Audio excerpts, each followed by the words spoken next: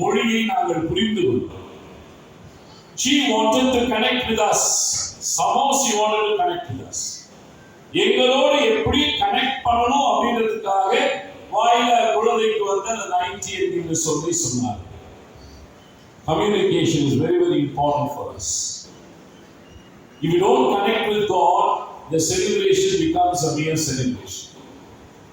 If you don't connect with God, the celebration becomes a ritual.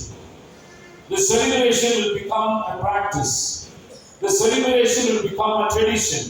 But the celebration must become an experience. எல்லாருடைய வாழ்விலும் திருச்சபையின் ஆண்டு விழா ஒரு பெரிய அனுபவமாக இருக்க வேண்டும். இது சடங்கு அல்ல, பாரம்பரியம் அல்ல, பழக்க வழக்கம் அல்ல, இது ஒரு அனுபவம். எனவே இந்த கொண்டாட்டங்கள் 3 நிலையிலே நாம் பார்க்கிறோம்.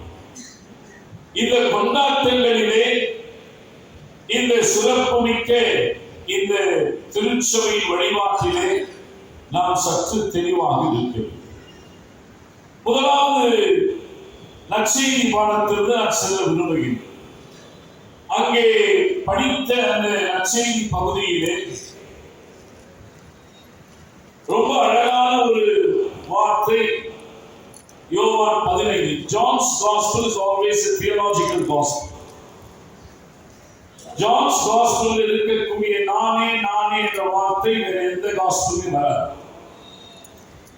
இந்த நானே நானே என்ற 7 நானே செய்யிஸோ I am செய்யிஸோ 7 அடையாளங்களையும் பொருத்தி பார்த்துதான் நம்ம கற்றுக்கொள்ள வேண்டும்.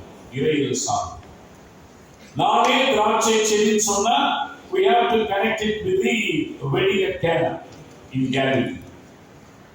நானே உயிர்த்தெழும் ஜீவனுமாய் இருக்கின்றேன் என்று சொன்னால் யோவான் 11 வரை லாசருடைய உயிர்த்தெழுதலோட கனெக்ட் பண்ணணும். ஜீவ அப்பம் நானேன்னு சொன்னா 5 அப்பம் 2 வீடோட நம்ம கனெக்ட் பண்ணணும்.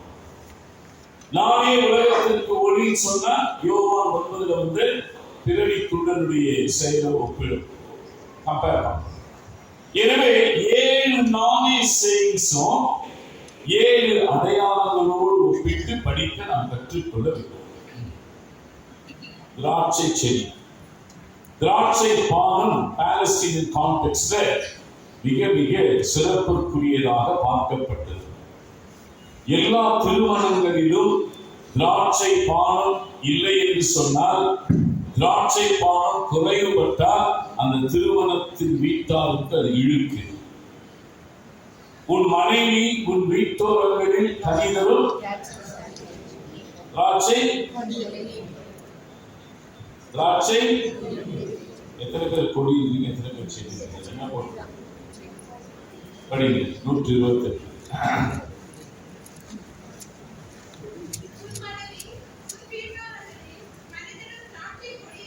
திராட்சை கொடியை போல் இருப்பார், ஆனால் திராட்சை செடி தான்.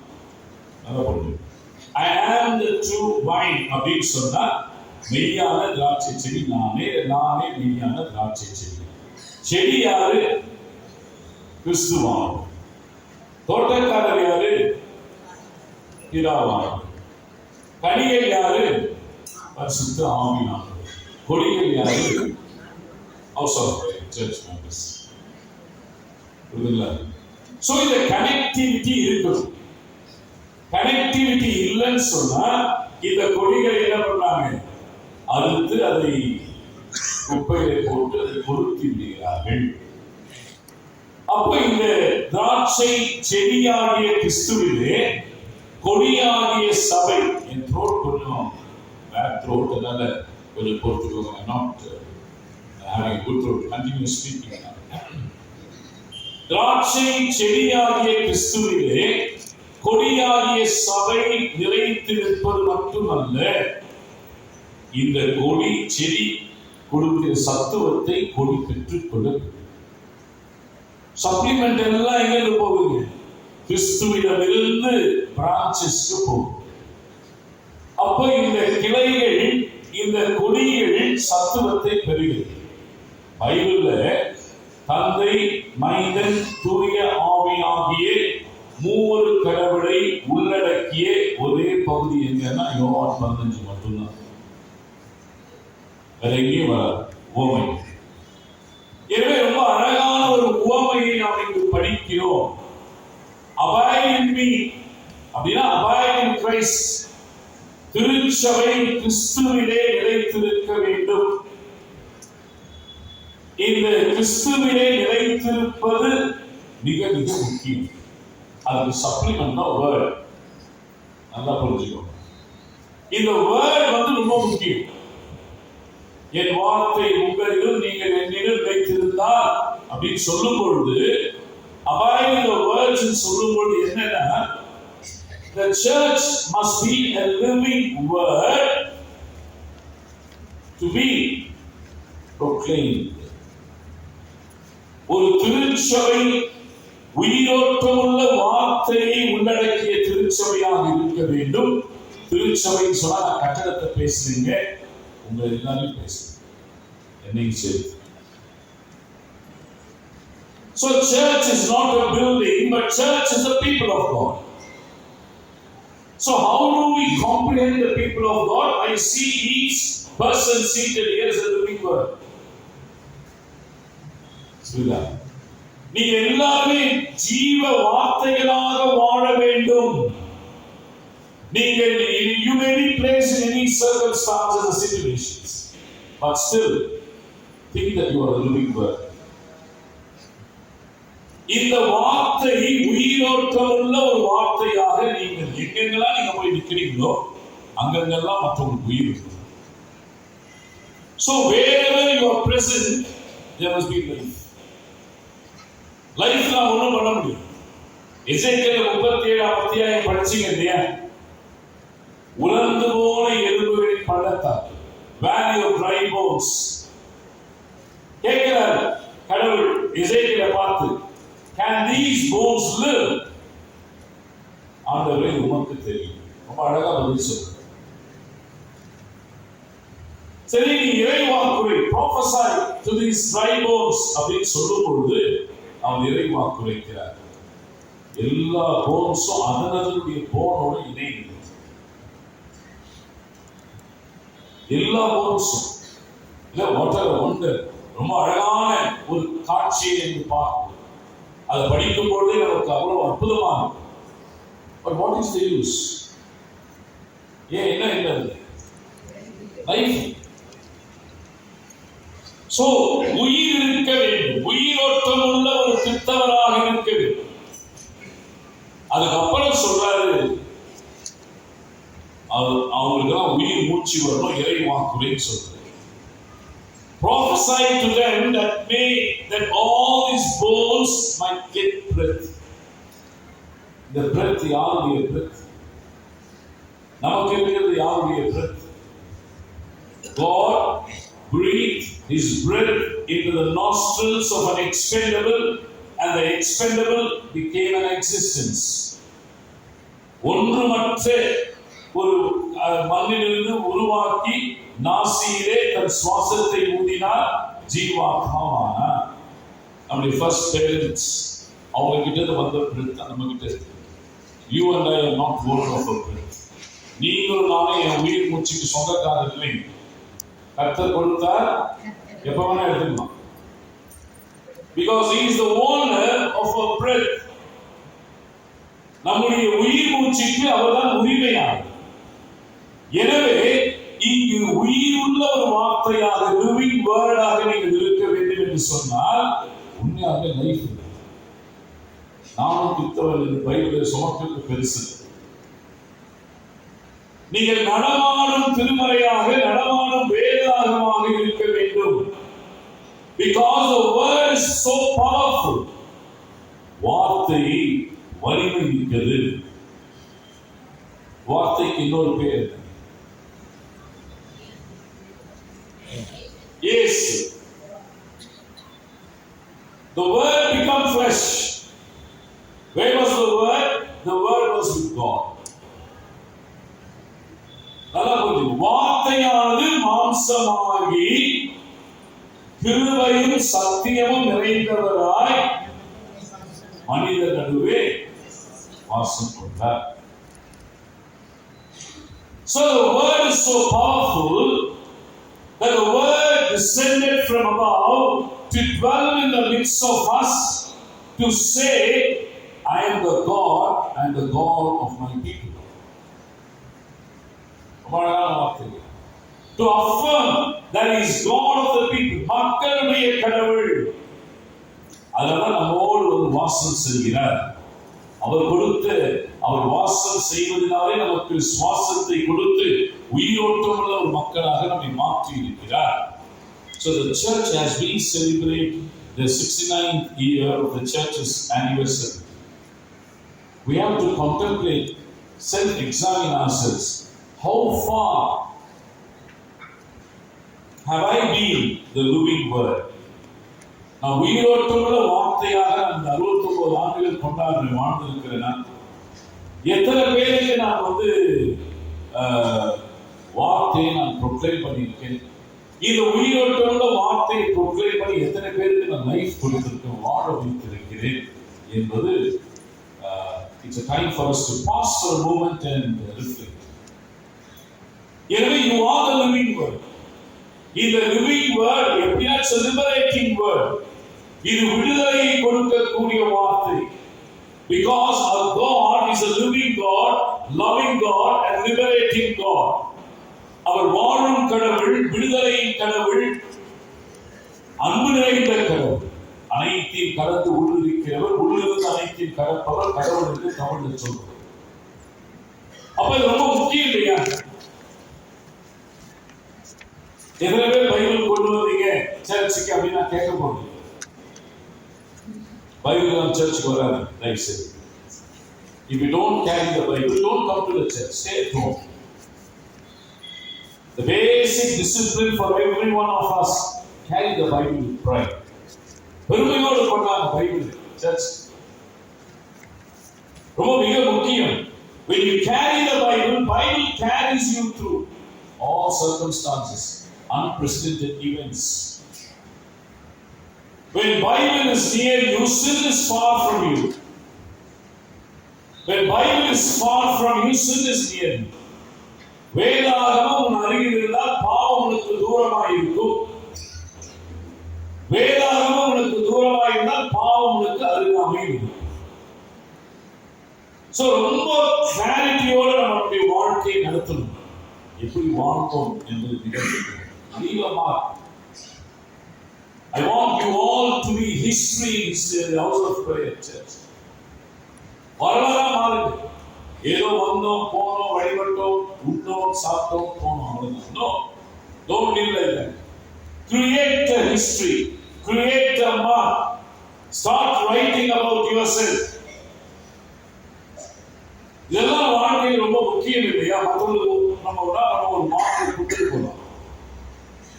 So the living word is full of power, and the living word is power to the powerless. வலிமையற்ற மக்களுக்கு வலிமையாக இருக்கக்கூடிய வார்த்தை. ஏன் வார்த்தை? Why did word become divine? இல்லையா? ரொம்ப தெளிவா பார்ப்போம். Why did divine become human? Because to make us divine. தெய்வம் ஏன் மனிதனா வந்தனா நம்மள தெய்வமாக்குவதற்காக. தெய்வீக குணமெல்லாம் நம்ம இன்கல்கேட் பண்ணணும் என்பதற்காக. எனவே as we celebrate the 69th church anniversary, please carry this message: I am the living word. நான் ஜீவ வார்த்தை. அப்படியே வாழணும். ஏன்னா இந்த வார்த்தை எனக்கு கடவுளால் கொடுக்கப்பட்ட அருட்கொடை.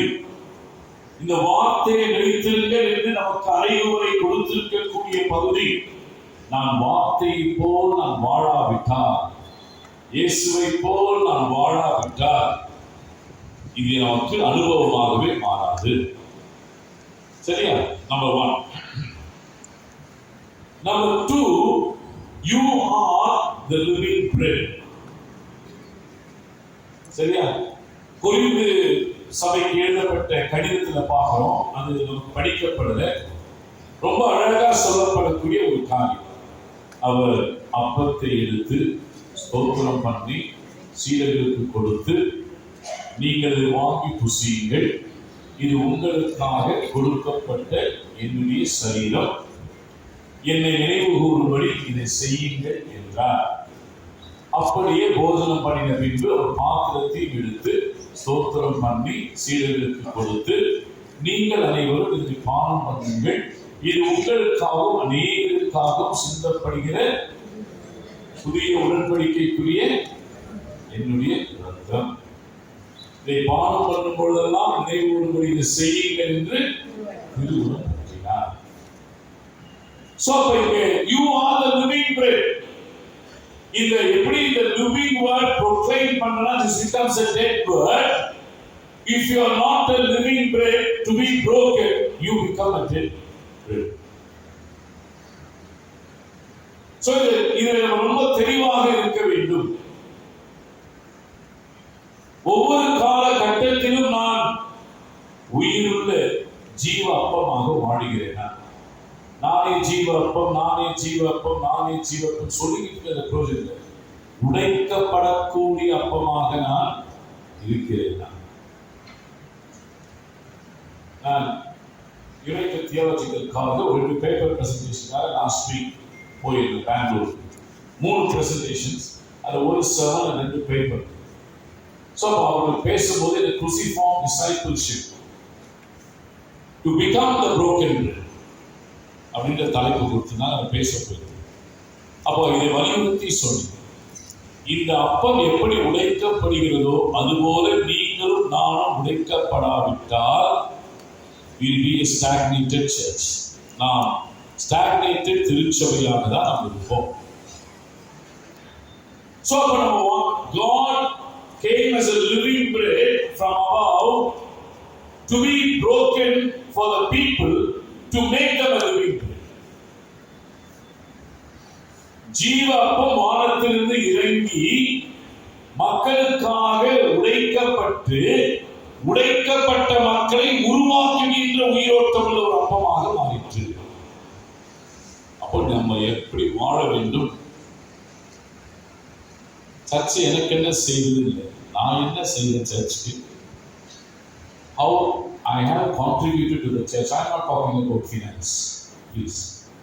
Physical ministry நான் என்ன பண்ணுறேன்? எவ்வளோ அனௌன்ஸ்மெண்ட் இருக்கும், எவ்வளோ காரியங்கள் சொல்லுவாங்க. Have I given my fullest participation all the ministries of the church and of the diocese? இது ஒரு பெரிய கேள்வியாக நாம் கண்டெம்ப்ளேட் பண்ணணும்.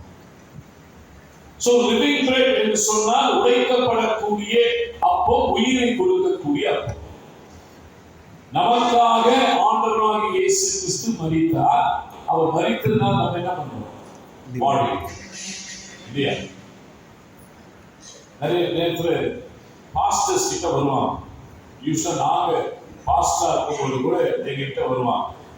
அந்த ஐயா ஒரு நல்ல மாப்பிள்ளையா பாருங்க, பொண்ணு ஸ்பிரிச்சுவலா இருக்கும். ஐயா என்னுடைய பையனுக்கு நல்ல பொண்ணா பாருங்க, ஸ்பிரிச்சுவலா இருக்கும். I don't know what people mean by spiritual. எனக்கு தெரியாது. ஒரு 24 வருடம் சர்ச்சில் இருக்கவங்க கேட்குறாங்க, என்ன நமக்கு புரியாது. But this word spirituality or spiritual comes from the word ruah, Hebrew word. Ruah சொன்னா breath, wind, நம்ம மூச்சு விடுறது, இதுதான் ruah. நான் ஏற்கனவே சொன்னேன், கடவுள் தன்னுடைய சுவாசத்தை இல்ல ஒரு எக்ஸ்பெண்டபிள் ஜடத்துக்கு நாசியிலே ஊதினார், அவன் ஜீவாத்மாவானார் அப்படின்னு சொன்னார். எப்பெல்லாம் when my spirit is given to a person who is lifeless and when my spirit moves into him or her and he or she becomes full of life, that is what is spirituality. அப்போ உங்க பையனும் பொண்ணும் spiritual சொன்னீங்கன்னா, உங்க பையனும் பொண்ணும் வாழ்ந்த மக்களுக்கு எத்தனை பேருக்கு உயிரை கொடுத்திருக்காங்களோ, then your daughter and son is full of spirituality. That is the base word for ruah, Hebrew word. So அப்போ இதெல்லாம் நம்ம தெளிவா நாம் புரிந்து கொள்கிறோம், இதெல்லாம் நாம் தெளிவாக நாம் பார்க்கிறோம். ஜீவ அப்பம் நானே.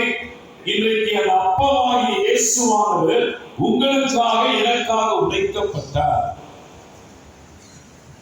ரொம்ப கேர்ஃபுல்லா நம்ம நம்முடைய விசுவாச பயணத்தில் இருக்கணும் இல்லையா? அவருடைய பயணத்தில் எப்படி இருக்கணும்?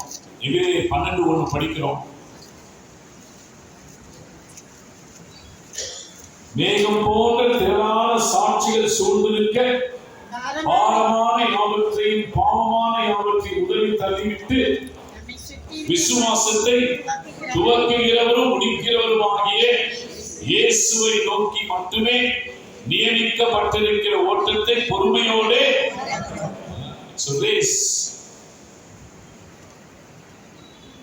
யோசிச்சு பாருங்க. ரேமன் அப்படின்ற ஒரு பிரிட்டிஷ் ஸ்பிரிண்டர், அவர் வந்து Barcelona ஒலிம்பிக்ஸ்ல 1992 if my memory is right கலந்துக்கிட்டு வந்தார். Everyone was sure that he is going to win the gold medal. எல்லாம் உலகமே நினைச்சு ரேமன் தான் ஜெயிக்க போறாரு. அவர் கொஞ்சம் அவருடைய இலக்கை நோக்கி அடைய வரும்போது ஒரு ஹாம்ஸ்ட்ரிங் புல் ஆயிடுச்சு. ஓட முடியல. நொண்டி வந்துகிட்டே இருக்கிறார். ஐயோ, தான் மகன் இவ்வளவு கஷ்டப்படுறேன்னு சொல்லி அப்பா ஆடியன்ஸ் உட்கார்ந்து என்ன பண்ற, உள்ள வந்து தோல் மேல கையை தூக்கி போட்டுக்கிட்டு ஹாலில் சொல்லிக்கிட்டே வர்றார், do not give up, do not give up, do not give up. And he finished last. எல்லாம் ஓடி முடிச்சு கடைசியா ரேஸ் முடிச்சார். முடிச்ச உடனே the whole crowd எழுந்து கை தட்டினாங்க. Not for starting the race, but for completing the race. நம்ம ஓடுறதை தொடங்கிட்டோம். தொடர்றது முக்கியம் இல்லைங்க, முடிப்பது. How are we finishing our race? நல்ல போராட்டம் ஓட்டத்தை முடிக்கிறது, விசுவாசத்தை காத்துக்கொண்டோம். எல்லாருமே அதை கான்வென்ட் மார்ச்சுக்கும், கண்டோலன்ஸ் பிரேயர் மீட்டிங்கோ இல்லை மெமோரியல் பிரேயர் மீட்டிங். ஆனால் எப்படி ஓடி இருக்கிறது நமக்கு யாருக்கும் தெரியாது.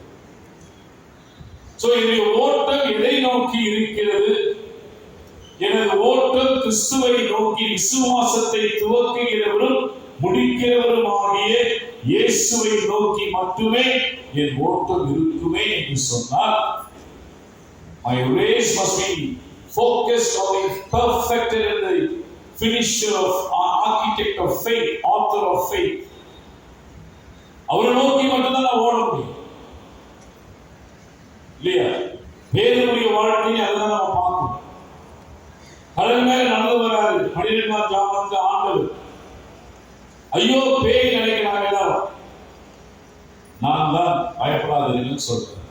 உடனே பேரு சொல்றாரு, ஆண்டவரே நீரே ஆனால் நான் உனக்கு வரட்டுமா? சரி வாப்பா அப்படின்னு போட்டு விட்டு இறங்குறாரு பேர். முதல் ஸ்டெப் ஆண்டவரை பார்த்து முதல் ஸ்டெப் எடுத்து வைக்கிறார்.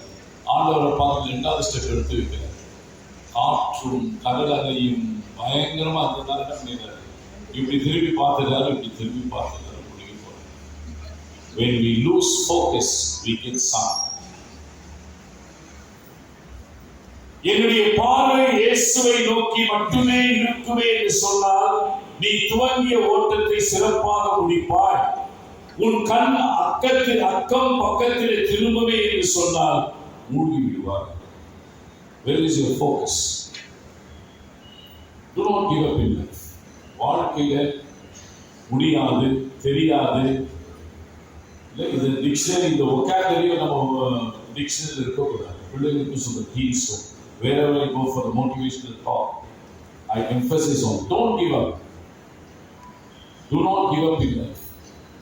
Struggles இருக்கும், கஷ்டம் இருக்கும், பிரச்சனைகள் இருக்கும், குழப்பங்கள் இருக்கும், மன கஷ்டங்கள் இருக்கும், ஸ்ட்ரெஸ் இருக்கும், டிப்ரெஷன் எல்லாம் வருங்க, எல்லாம் இருக்கும். Do not give up in life.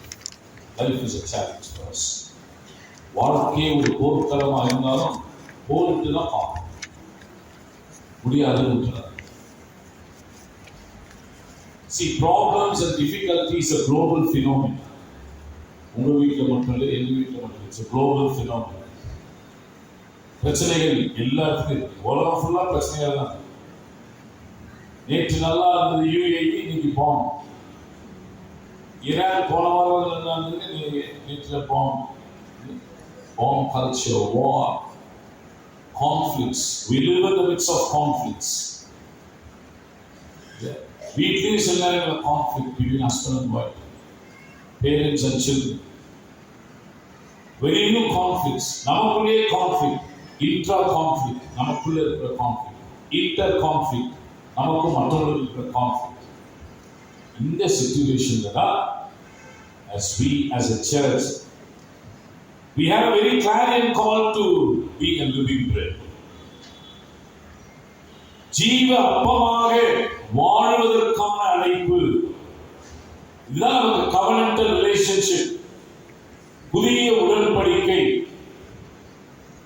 அவை புதிய உடன்படிக்கை பிள்ளைகளாக நாம் வாழ வேண்டும் என்று சொன்னால் தன்னைத்தான் வெறுத்து தன் சிலுவை எடுத்துக்கொண்டு அவரை லூக்கா 9:23 லூக்கா அனுதினம் என்ற வார்த்தையை யூஸ் பண்ணுவார், மத்தேயு அனுதினம் என்ற வார்த்தையை விட்டுருவார்.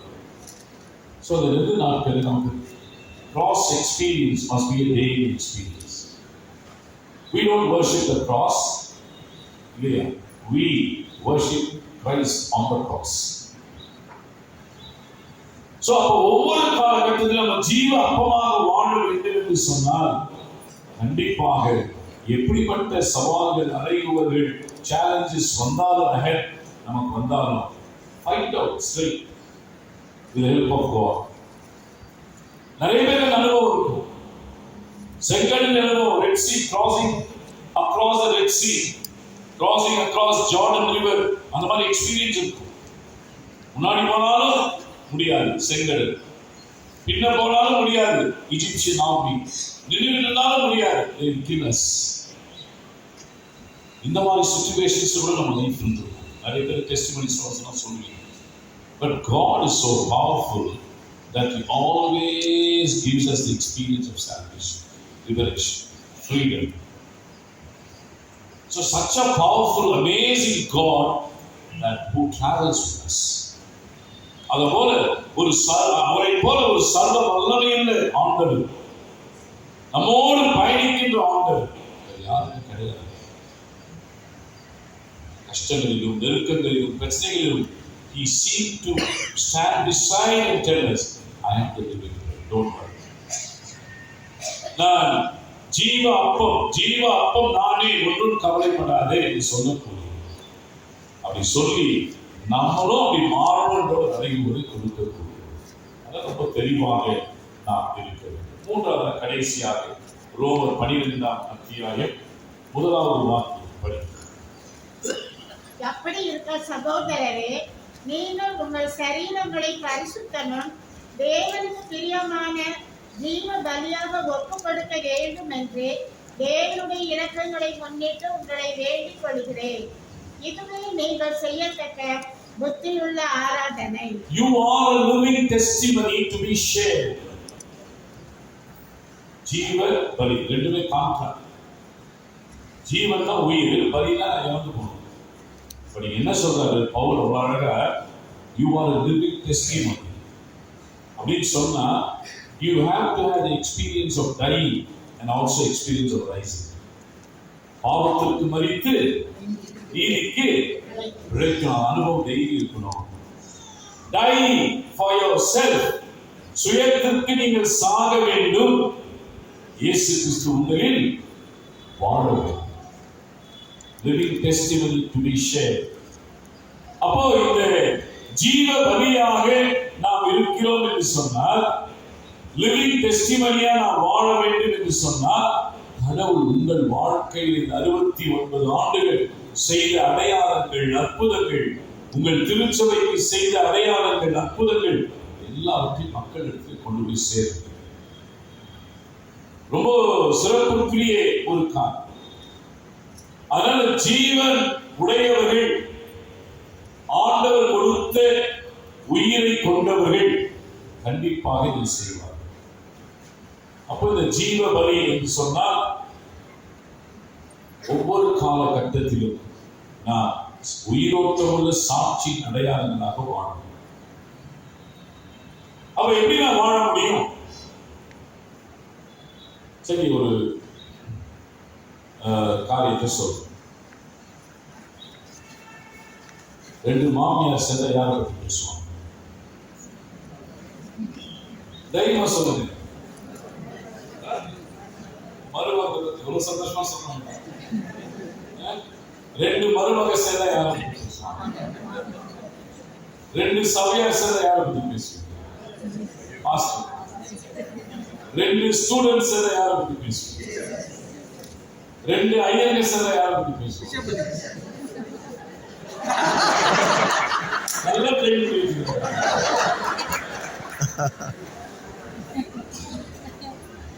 2 பேர் போனாங்களே எருசலேமிலிருந்து எம்மாவுக்கு, யாரை பத்தி பேசினாங்க? Jesus. Don't waste your time by talking about the third person. 3வது நிமிஷம் பத்தி பேசாத. நமக்கு அவசியம் gossiping, rumor mongering, backbiting or backstabbing இதெல்லாம் வேண்டாம். Don't waste your time and waste your energy. Very little time for us to live. கொஞ்ச நாள் தான் நம்ம வாழ வேண்டிய நாட்கள். அதுலேயும் மக்களை பற்றி பேசி நம்ம வாழ வேண்டாம். Be positive. அவர் நம்ம யாரை பற்றி பேசுவோம்? அவங்க யாரை பற்றி பேசினாங்க? சிலுவையில் அறையப்பட்ட இயேசு சாமியை பற்றி மட்டுமே 7 அல்லது 8 மைல் தூரம் நடந்து போனாங்க பாருங்க. அவரை பற்றி மட்டும்தான் பேசினாங்க. அவர்கள் போகும்பொழுது கண்கள் மூடப்பட்டிருந்தது, அப்பம் பிற்கும் பொழுது கண்கள் திறக்கப்பட்டது. எத்தனை பேர் அப்பம் பிற்கும் பொழுது கண்கள் திறக்கப்படும்? இயேசுவே, உத்தம பிரதான ஆசாரியரே, நீ சீஷர் மத்தியில் பிரசனமாக இருந்தது போலவே எங்கள் மத்தியில் பிரசனமாகி இந்த அப்பத்தை பிட்டையில் நீ உம்மை எங்களுக்கு வெளிப்படுத்தியது. You have to see Christ when the breaking of the bread is done. யாரு பிடுறாங்கிறது முக்கியம் இல்லை. But the breaking of the bread புடும்போது உங்கள் கண்கள் திறக்கப்படணும். ஏன் கண்கள் திறக்கப்படணும்? நிறைய கண்கள் சமுதாயத்தில் மூடப்பட்டிருக்கு. உங்கள் கண்கள் திறக்கப்படுகின்ற பொழுதுதான் மக்களுடைய கண்கள் திறக்கப்படும்.